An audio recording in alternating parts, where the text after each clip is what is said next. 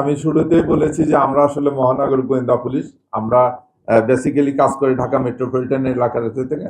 আমরা আসামিকে জিজ্ঞাসাবাদে যেটুকু জানতে পারি, যে আমরা তো চেষ্টা করি যে তাদের কোথা থেকে শুরু হলো, কোথায় যে শেষ, এটাই আমাদের ইনভেস্টিগেশন। সেই ইনভেস্টিগেশনতে জানতে পারি, আমরা জানি যে বর্ডার এলাকায় এরকম কিছু কিছু লোক আছে। আর এটাই যে বললাম যে বর্ডার এলাকাটা অত্যন্ত লাভজনক ব্যবসা, যার ফলে হয় কি যে অনেকেই এই ব্যবসার সঙ্গে জড়িয়ে যায়।